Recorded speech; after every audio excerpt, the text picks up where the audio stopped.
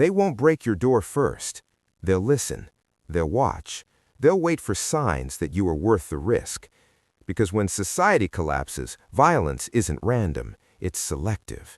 And tonight, you're going to learn how to make your home invisible, undesirable, and ultimately unlootable.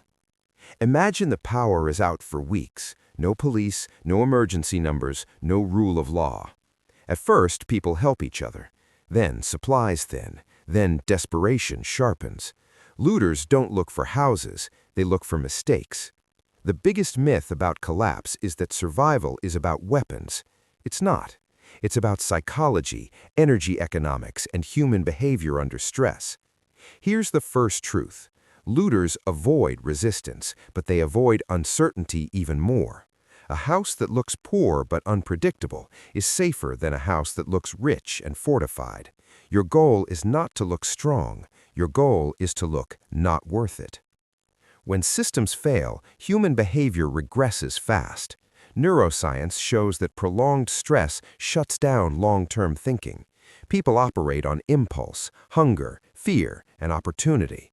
They don't plan robberies like movies show. They scan environments. They ask silent questions. Is there food here? Is there light? Is there noise? Is there resistance? Is there risk? Every survival decision you make must answer those questions against you. Start with visibility. Light equals life. Life equals resources. Resources equal danger. During collapse, visible light at night is a beacon. Even a candle flicker through a curtain signals warmth, food, and shelter.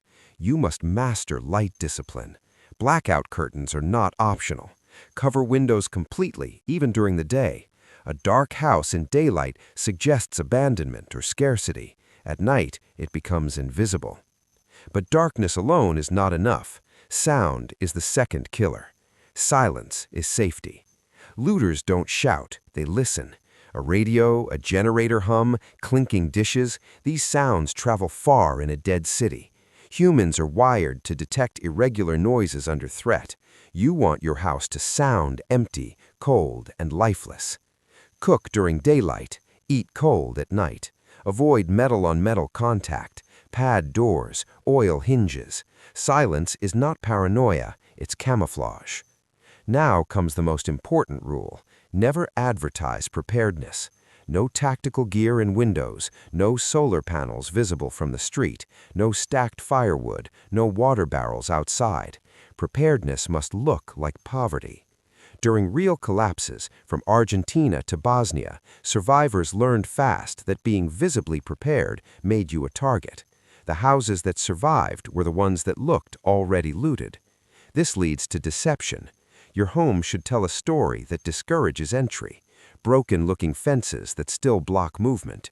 Graffiti marks that suggest previous scavengers found nothing. Trash scattered in a way that implies abandonment, not neglect. Humans follow patterns. Looters move from high reward to low resistance. If your home looks like it's already been stripped, they move on. Inside, never store supplies near entry points. Looters search fast. Studies on criminal behavior show most intrusions last under 90 seconds. They grab what's visible and flee. If your first room looks empty, the risk calculation shifts instantly. Your real supplies belong hidden, divided, and silent. Now let's talk about doors. Not strength, but psychology. A reinforced steel door screams value. A slightly warped, reinforced wooden door whispers scarcity. The best door is one that looks weak, but resists quietly. Reinforce from the inside. Use internal bracing. Avoid visible locks that suggest wealth. You want delay without announcement. Windows should never look fortified. Bars signal valuables. Instead, block from inside with furniture. Break one exterior window early in collapse and leave it boarded poorly. It signals prior entry and low reward. This isn't lying. This is survival signaling. Food is next, the greatest motivator for violence. The smell of cooking food travels. Hunger sharpens scent detection. Cook bland foods. Avoid frying. Avoid spices. Pressure cookers release scent. Use them sparingly. Trash management is critical. Food waste is evidence. Bury it. Burn it discreetly during daylight. Never leave packaging outside. A single can tells a story. Water access is another giveaway. If your roof collects rain visibly, you become an oasis. Redirect runoff underground. Store water internally. Never share sources publicly. Communities collapse fastest when water becomes communal, without control. Now let's talk about people, the most dangerous variable. Never tell anyone how much you have. Never tell anyone what you're storing. Never let anyone inside. Trust kills faster than hunger. History shows that during collapse, violence most often comes from acquaintances, not strangers.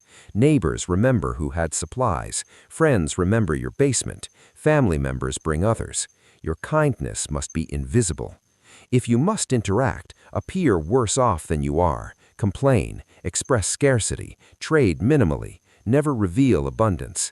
Your body language matters. Confidence attracts risk. Fear invites testing. You must project exhaustion, caution, and limitation. Now comes defensive layering without theatrics. Noise traps are better than alarms. Glass bottles on strings, gravel paths near windows. These alert you silently while remaining invisible outside. Interior safe zones matter more than perimeter defense. If entry occurs, escape routes must exist. Barricade internally. Escape routes matter more than holding ground. And weapons? Weapons are tools, not solutions. A weapon invites escalation. Most looters flee at resistance, but desperate ones don't. Avoid confrontation unless unavoidable. Your goal is avoidance, not victory. Psychologically, humans under collapse are not villains. They are starving animals with memories. They justify violence quickly when survival is threatened. Understanding this prevents moral hesitation when defending your space, but it also teaches you how to avoid triggering them. One real story illustrates this. During a prolonged blackout in a major city, two identical houses stood side by side. One installed generators, lights, and security. It was attacked within a week. The other boarded windows, scattered debris, and appeared abandoned. It was untouched for months. The difference was not strength, it was signaling. Another survivor during a civil conflict survived by keeping his home cold. No heat, no visible comfort. People assumed it was empty. Meanwhile, he lived behind internal insulation and ate cold food. Discomfort became camouflage. Survival is not about comfort, it's about not being noticed. Now, the final layer, mental endurance. You will want to feel safe. You will want normalcy. You will want light, sound, warmth. These instincts betray you. The homes that survive collapse are quiet, boring, uncomfortable places. They don't look alive. They don't invite hope. Hope attracts people. People bring danger. Your discipline must outlast desperation. Because collapse doesn't end in days, it drags on for months. And as time passes, looters become smarter. Patterns get noticed. Mistakes compound. The final rule is this: if someone knows you're okay, you're already in danger. Your home must lie on your behalf. It must tell a story of emptiness, scarcity, and past failure. Strength is invisible. Preparation is silent. Survival is boring. And here's the warning most people ignore. The moment you feel secure enough to relax, that's when you're most vulnerable. Because collapse doesn't punish weakness, it punishes visibility. Stay unseen, stay underestimated, and remember, the safest home in a broken world is the one no one believes is worth entering.